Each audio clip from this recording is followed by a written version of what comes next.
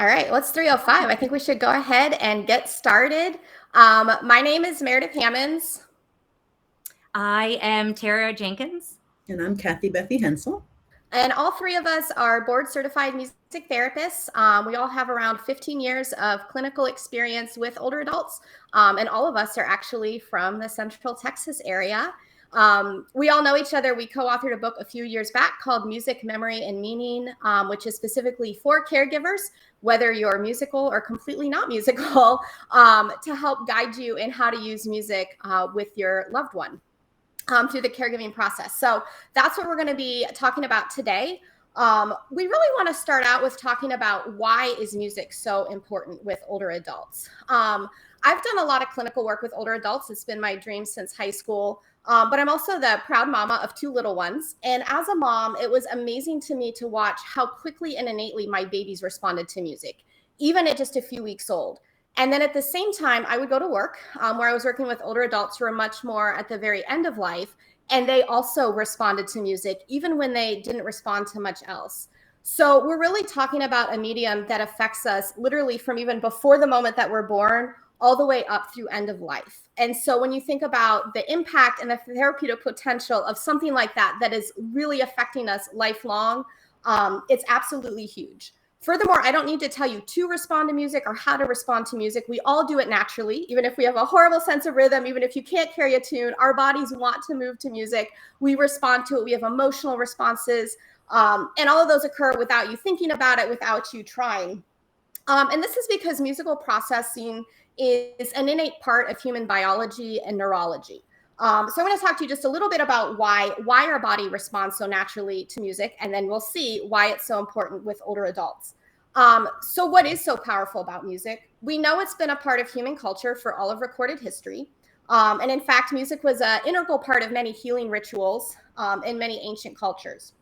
And we like music, right? It's enjoyable, it's motivational, it makes us feel good, it helps us release sad emotions. But it's more than that. And as more and more research is being done, it's being viewed not just as like an enjoyable pastime or an integral part of human history and college, but rather as a deeply ingrained biological function. Dale Taylor writes, music influences human behavior by affecting the brain and subsequently other bodily structures in ways that are observable, identifiable, measurable, and predictable, thereby providing the necessary foundation for its use in treatments.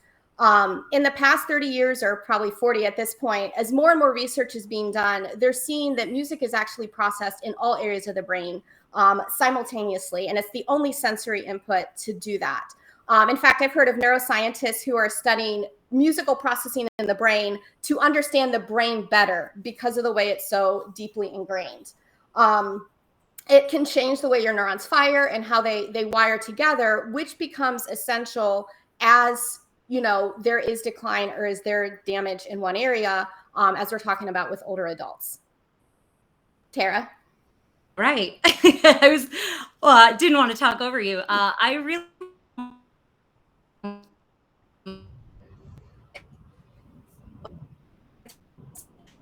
when accompanies our life both personally and culturally. So music is present I apologize, my internet connection keeps jumping around, so I'm going to just keep talking. From learning our ABCs to singing happy birthday, dancing to a song at a wedding, singing hymns at funerals. And so each of these examples connect us emotionally to a time and a place.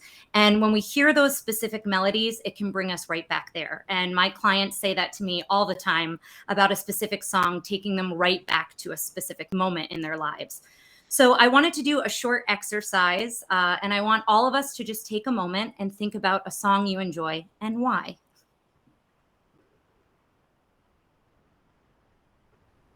So once you have the song, think about what memories and feelings come to mind right away.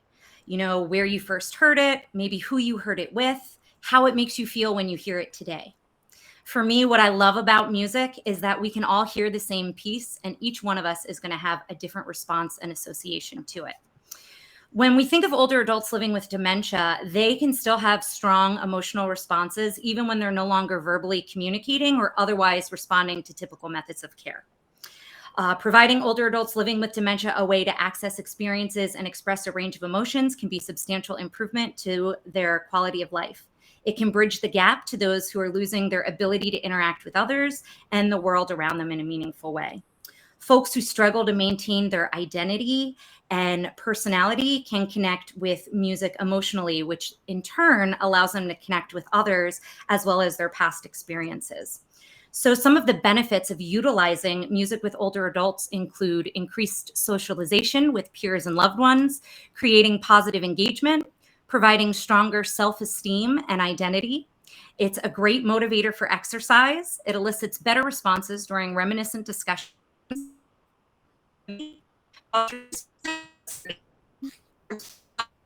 Emotional states.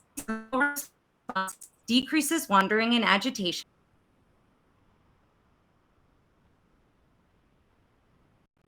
Help with isolation and loneliness. Not sure if you heard that last one, so just wanted to repeat it. So Cathy, I'll turn it over to you. Well, I'm going to cover some of the same ground that you did, so we'll catch up what blipped out a little bit. The research on music and the brain, like Meredith mentioned, it's been going on for many years. And in the last 10 or 15 years, with the advances in brain imagery, they've really started to look at how music impacts the brain and how music is so important when we're looking at dementia specifically. When music is encoded into the brain, it's not just encoded as an auditory memory, it's encoded as an emotional memory, as a physical memory, as a sensory memory. And that's why when you do that exercise and you think of a song that means something to you, neural networks throughout the entire brain start firing all at the same time.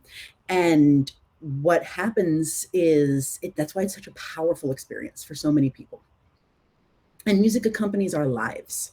The research is showing that familiar music is very good at evoking feelings, memories, and identity later on in life. And we're going to talk a little bit about familiar music in a couple of minutes.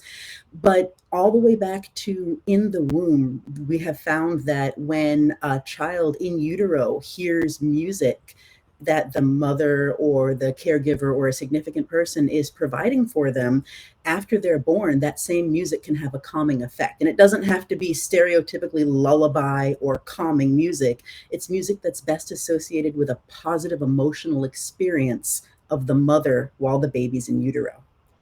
So what is pleasant music? What is fond music? What is relaxing music? Research is really starting to show that we can't quantify that and say, if it has this many beats in it or this many drums in it, it's exciting and stimulating. Research is showing that what matters more is, do people enjoy it? Do you like it? And that's what'll bring the bigger, stronger effect to you.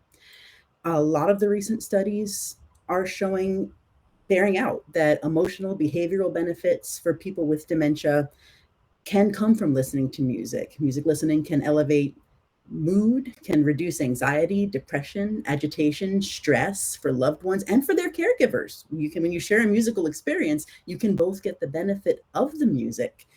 And listening to preferred music can support a sense of identity and a sense of self, because it's tied in with those memories of who we are and who we have been, and provide a way to share that sense of self and connect with somebody else.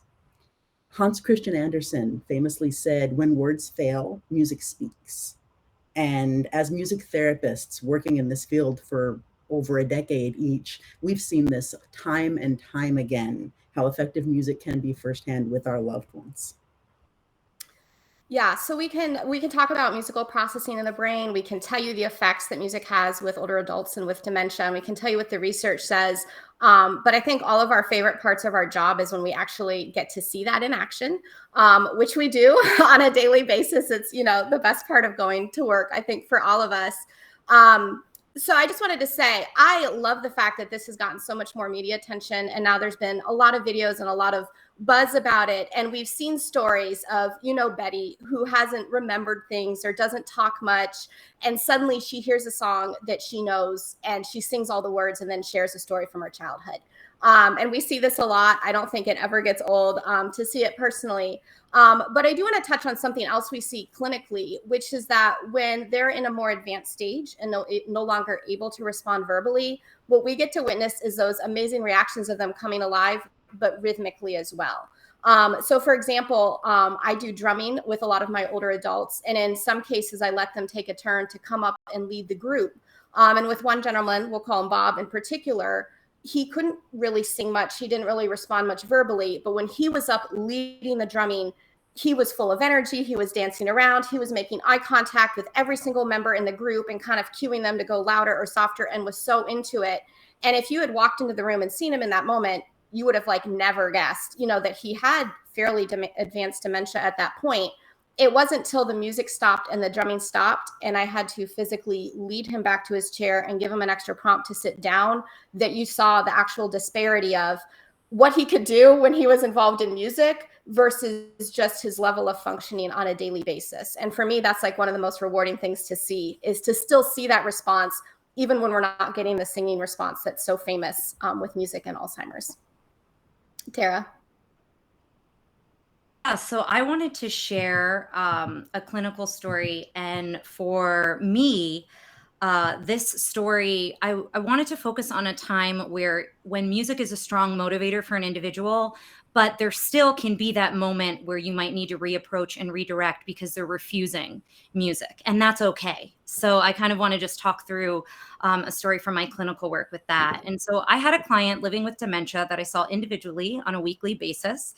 We had a very strong rapport, and from the minute he saw me, he knew it was time for music. He'd greet me with a big smile and he'd say, "Hey girl, it's good to see you."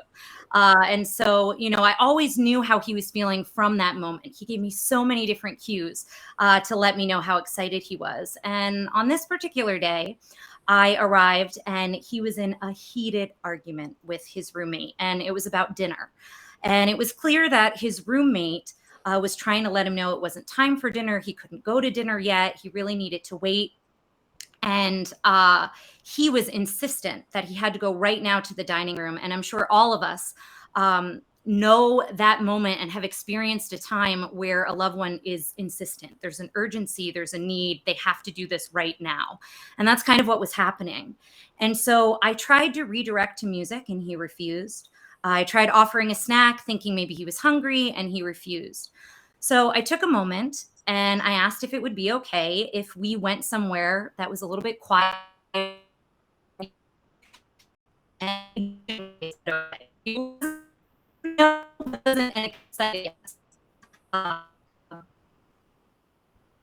while walking to the room, can y'all still hear me? Yes, we got you. Okay, cool. So while walking to the room where we usually do music, I started to engage him in conversation, and I let him vent about why he was upset. I validated how he felt, and then I reapproached with a snack. And, it was clear that he was hungry from what was going on earlier. And so he said, okay. And I asked if it would be all right if I played some music while I stepped out to get the snack.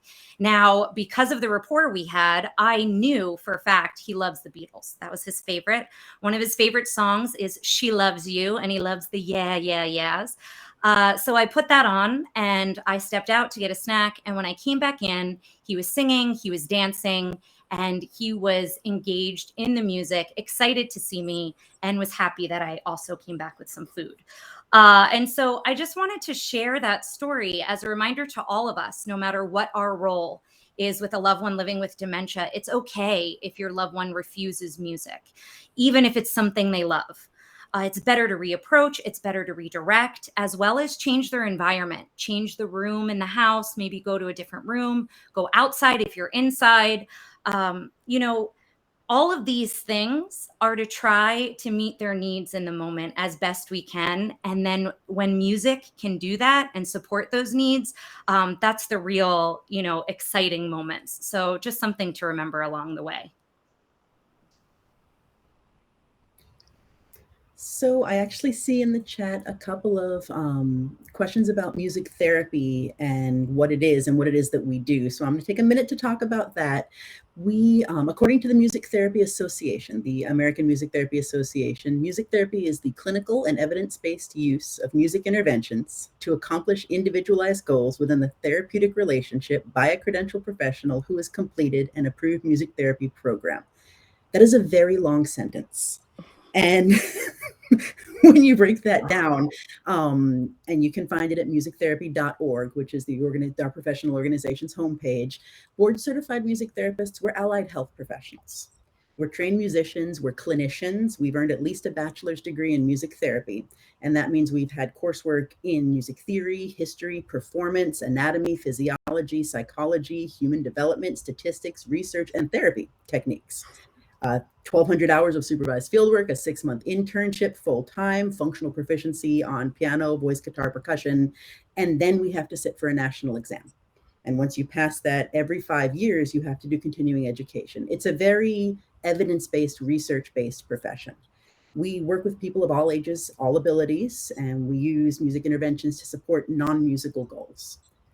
We are trained in how to use music to help, but also what to do when a music experience doesn't go the way you planned. And at the same time, though, we don't own music. Everyone has a relationship with music, and we encourage everyone to have a relationship with music, to use it to enhance their life, to use it to help themselves. And that's part of why we wrote the book that we wrote, Music, Memory, and Meaning, is to help others help their loved ones from the lens that we have and the training that we have. So anyway, I'm hoping that at least answers the question a little bit about what is music therapy. And I've seen some resources. I know all of us wish we could have talked much longer about how valuable music is with older adults. I feel like we only got to skim the surface. Our email is there if you have more questions on that. I know for me, I'd love to talk for like 2 hours on that topic alone, but we just don't have time. So all that to say, because we know how powerful music is, we of course know how powerful music therapy can be in the aging process, and specifically with dementia. All of us are trained, all of us do it professionally, we're passionate about it.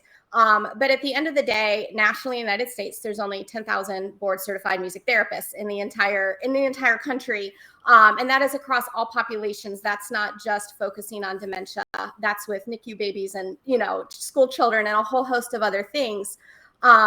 So because of that, one of the things we're really passionate about is encouraging and empowering caregivers, which we would put anybody in a caregiving role, whether you are a professional caregiver, that's your job and your calling, whether you're caring for a loved one or a relative, anybody that fits into that umbrella, is really empowering all of you to use music with the loved ones in your care, because it's something we absolutely believe in. And while I'll tell you how amazing music therapy is, our goal is for you to walk away knowing that there's a lot of things that you can do with music with your loved one as well.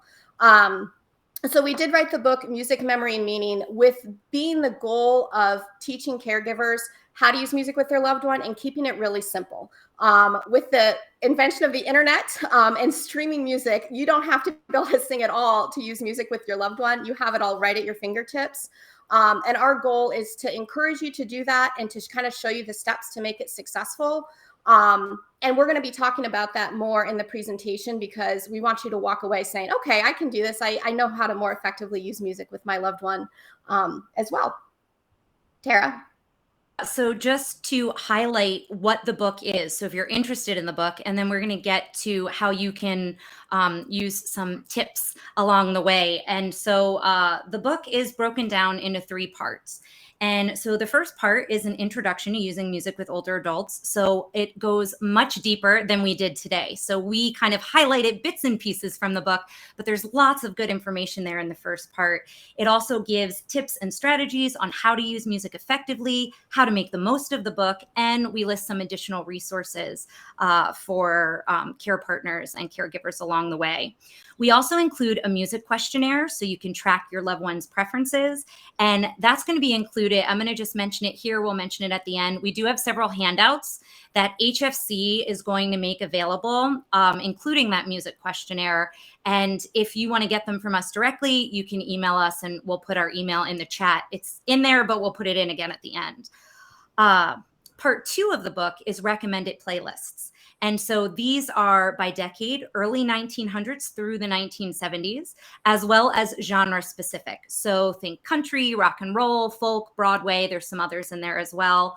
And those are based off of our clinical experience, songs that we know are tried and true and work, as well as we did a survey to music therapists throughout the country. So we kind of gathered all that data and information and put it into the book. And then part 3 is it includes over 100 engaged listening discussions. So each one of these focus on a song from one of the recommended playlists in part 2. There are one-page discussions, and they provide context, they bring meaning to the music selections that are recommended, and they give examples on how to take the music further, both while listening to the song and while discussing it afterwards. So it's facts and history about the music, ways you can move to the music, and then different types of questions you can ask to engage your loved one.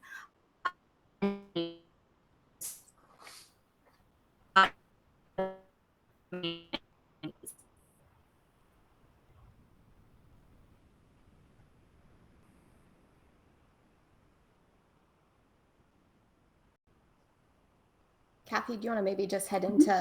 Yeah, as we talked about, we do have some handouts that our HFC is going to make available, and we're going to kind of go through one of them now, which is 10 music engagement tips for care partners, for caregivers, and how to use music. Basically, the reason that we're all here, the reason that we're all interested. The first tip that we have is use the preferred music of your loved one. Use music that you know that they like. And that's because music has a profound effect on people.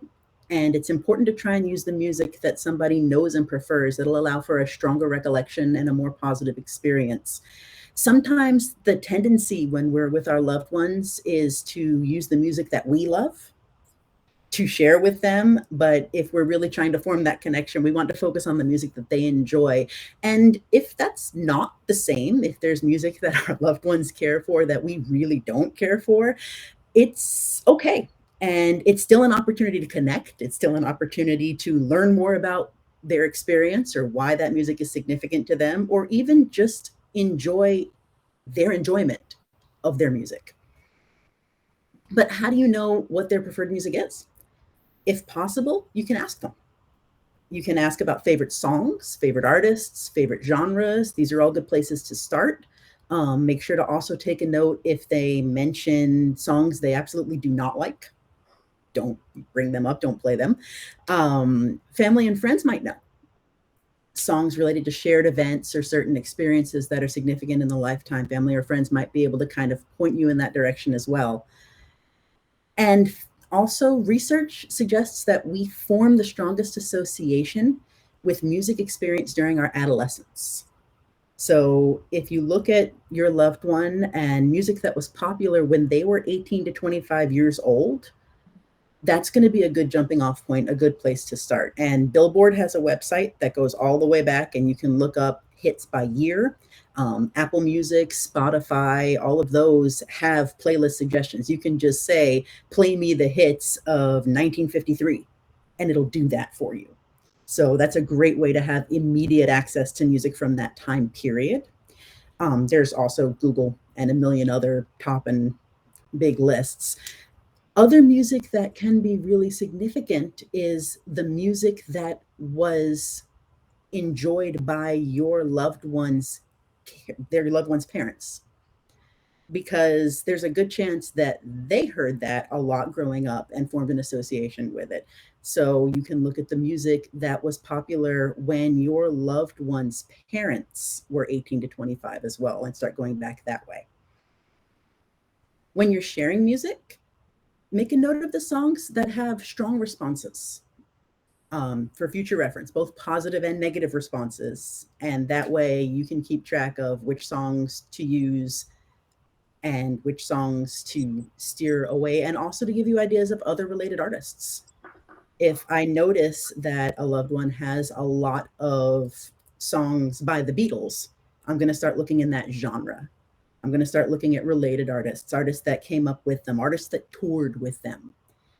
And so you're looking at similar artists, similar genres, decades, etc. And then you want to try new music, guess and check, and see what they connect with.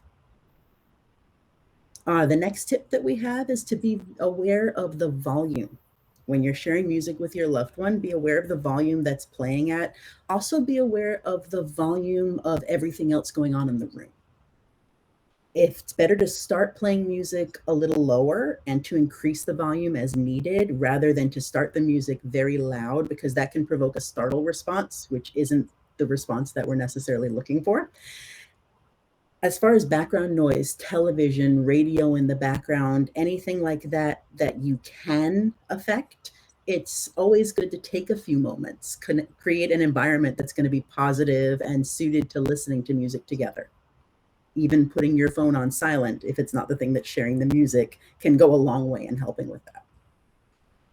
Another thing that's going to be key with volume issues is we recommend using speakers rather than headphones. And this is for a couple reasons. Number one is it helps you be cognizant of the volume to make sure it's not so soft that they can't hear it, but not so loud that it's causing them to startle or to be uncomfortable. But also because really what we're talking about is you want this to be a shared listening experience and you want to be able to engage with them.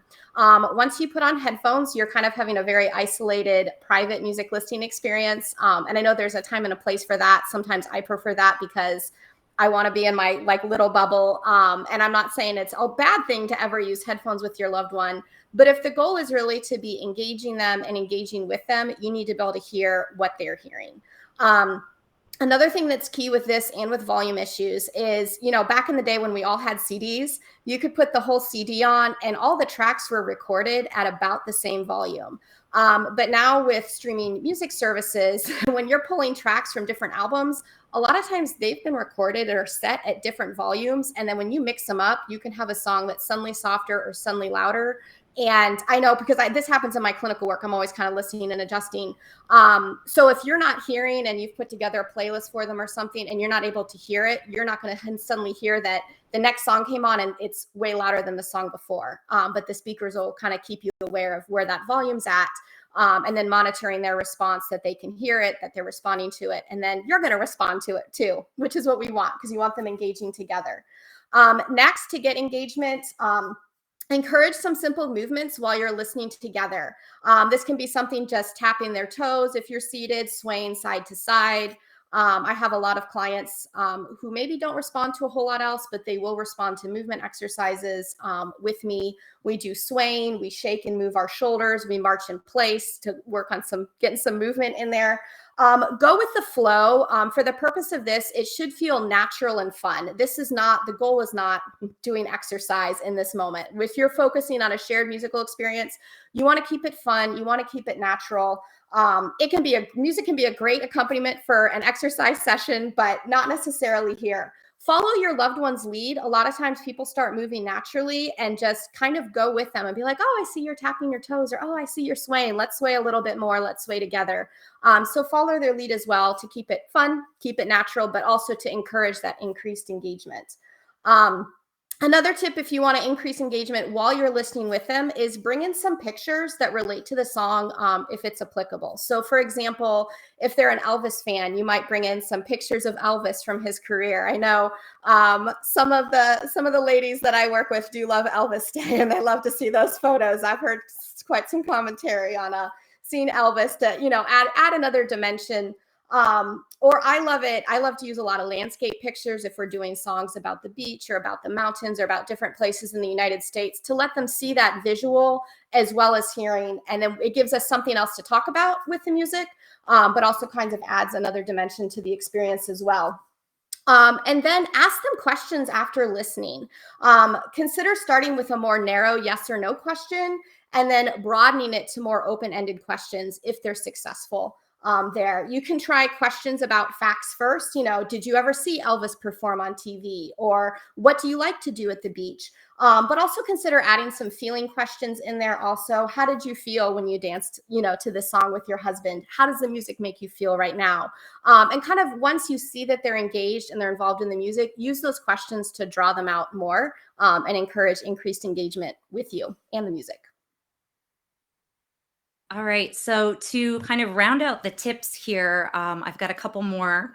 And one thing is to remember that crying and sadness are okay responses to music. You want to support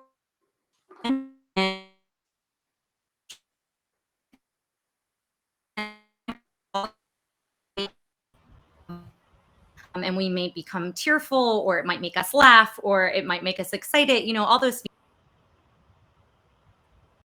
You want to make sure that you seek additional support if feelings of, you want to make sure you seek additional feelings of additional support if feelings of sadness are overwhelming, or if your loved one appears to have trouble processing something. Sorry about getting tongue-tied. My internet is throwing me for a loop here.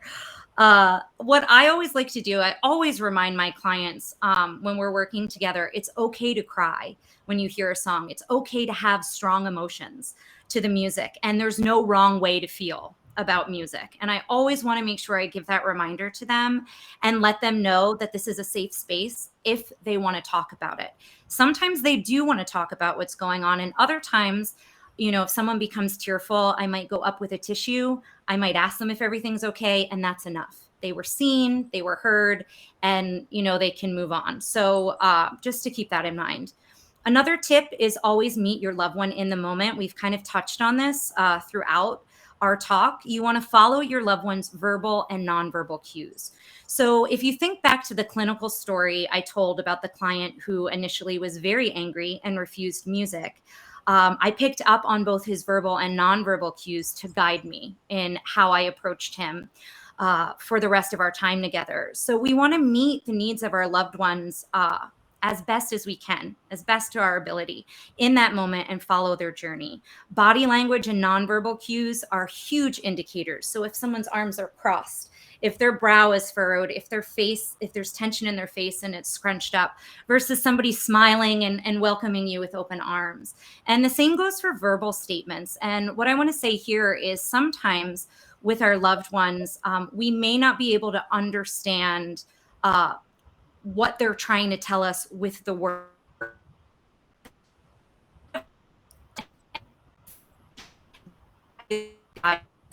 So we're what they want to say to us, if we follow that tone and inflection, it can guide us on how best to support them along the way.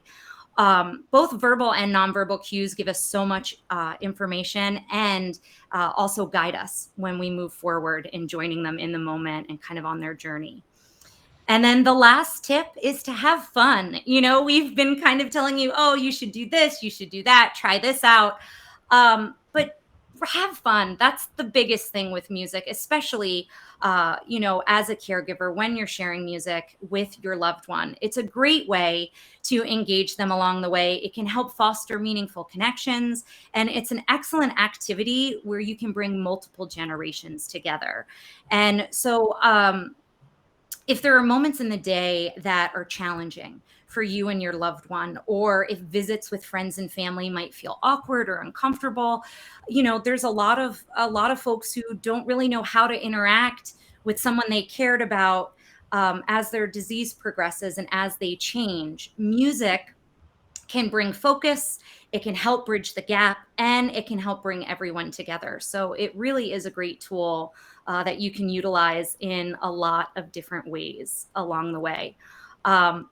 It looks like we've got a couple extra minutes. So I thought what we might do is I'll turn it over to Cathy and then Meredith, if y'all have any other kind of ending thoughts or another clinical story you might want to share, and then we'll turn it over to questions in the chat. I think with time, we should go straight to questions. I want to make sure, if we can, that we answer whatever questions are there. Yeah, that's fine. Yeah, I thought I read it ended at 3:50 our time, so I wasn't sure. Cathy, do you want to pull up the questions that we have?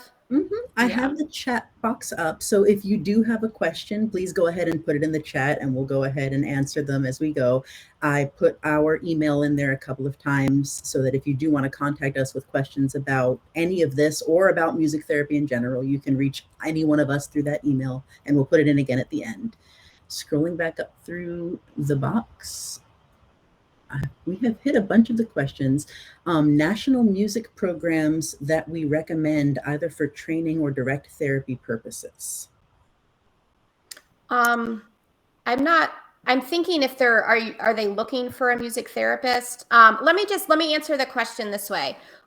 If you're looking to become a music therapist or you're looking to hire a music therapist, you can go to the American Music Therapy Association's website. It's www.musictherapy.org. There's a big button on the left called Find MT, and you can search by location. It will bring up contact information for music therapists in your area. That'd probably be the best way to go for that. I'd encourage you to call a couple therapists, kind of ask them about their experience, their availability, their, philosophy, and kind of get to know them and see if they're the right fit for you and your loved one. If you're looking to hire a music therapist, that would be the way to go about that. As far as a training program to become a music therapist, there is also a link on the website to be a board certified music therapist. It's a 4-year bachelor degree program at an approved university. The schools that offer music therapy programs are listed on the website. And then after that, you have to complete a 6 to 9 month internship and take the board exam. But your starting place would be getting the degree, and the universities that offer it are on the website as well. So I'm hoping that answers the question about training programs.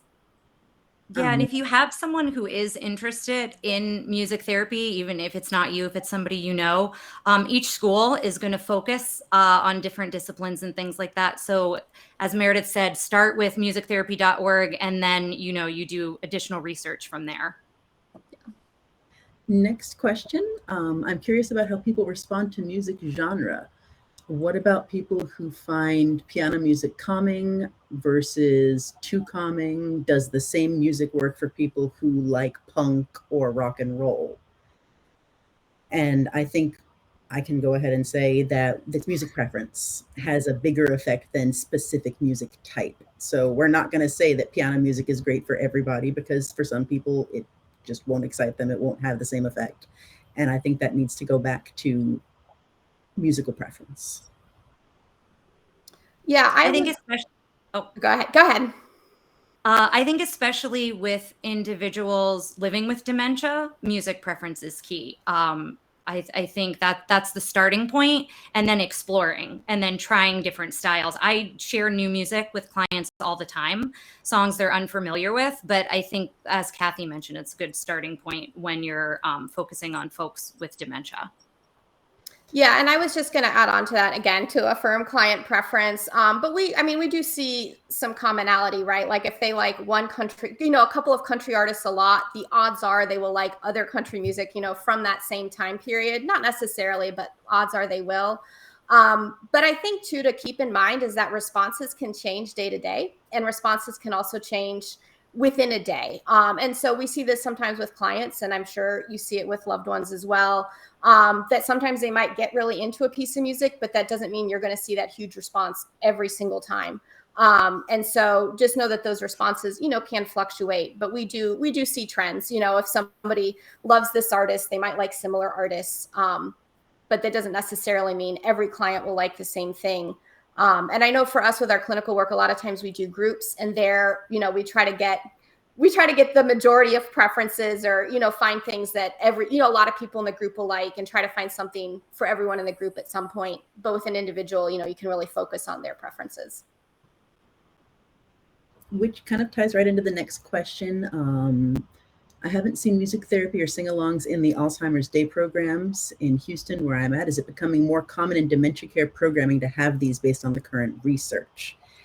I think it's becoming more common, but I think the best thing that you can do as a loved one is mention it to the facility. Ask for it. Ask why we don't have music. We're out there. Music therapists are out there, and we are excited and prepared to offer these services, but often what'll really get it in the door is the loved ones, family members, and friends making it known to the facilities, this is a thing that we want. Yeah, advocating for it is really huge, and word of mouth. I would say that's the other big thing. So saying, you attended this presentation and you're really excited, and then kind of take it from there. Yeah, I don't have anything to add. Of course, I'm like, yes, I want to see it a part of all those programs. Yes, absolutely. Yeah. Please. Next question. Have you worked with patients with the FTD form of dementia? Are there any unique challenges or learnings there? So frontal temporal dementia, and I've had clients in the past, and I don't know that I'd consider, unique challenges. The way I approach any client is, again, I'm meeting them in the moment and where they're at. And then going from there. Obviously, I've done all my reading. I've done all my homework. I've done all those, so I would say if you have a loved one who has a very specific type of dementia, like FTD, I think education is huge. I think support groups are huge. And I think that's a great place to start, and you can learn from one another. I will say music is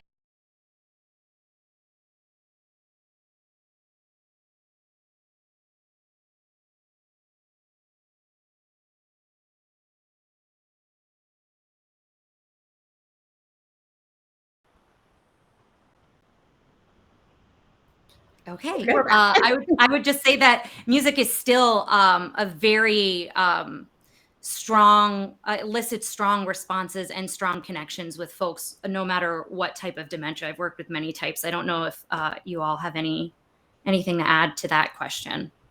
I would just say this, kind of the same thing is we meet the client where they are in the moment. And so there are, even with the same client, there's differences day to day or hour to hour. So as a therapist, regardless of which dementia they have, I'm going to come in and assess where are they right now, what are their needs right now, and that's where I'm going to meet them.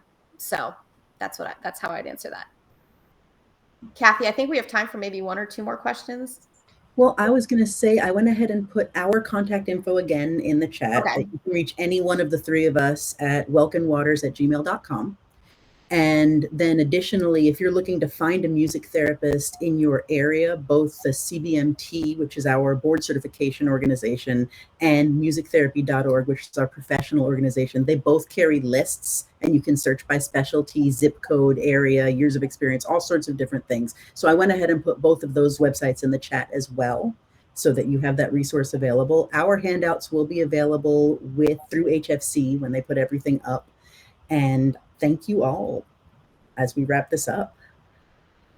Yeah, I would just say, I think we mentioned what the handouts were, but the caregiver tips that we highlighted at the end, the music questionnaire, we also have ways you can contact us, ways you can purchase the book. I'll mention it here. Amazon is probably the most common for anyone. So if you are looking to purchase the book, but that will be in the handout as well. And I just want to thank everyone for joining us. And I want to just encourage you, I want to be your cheerleader to try music with your loved one. Yeah. I just want to say thanks for having us. I always, after practicing music therapy, talking about it is like my second favorite thing. But I would just encourage you, if we didn't answer your question or you have a question that comes up later, please don't hesitate to actually use that email. We're giving it to you for a reason. And I know I personally field, and I'm sure the other girls do as well, a lot of questions from people, and I'm more than happy to answer it and kind of offer tips, guidance, point you in the right direction, whatever you need. So if you think of a question later or you had one now we didn't get to, please don't be shy about reaching out. We're more than happy to answer. And I think with that, we're wrapped up and y'all can head back to the main stage. Thanks so much for coming. Thank you.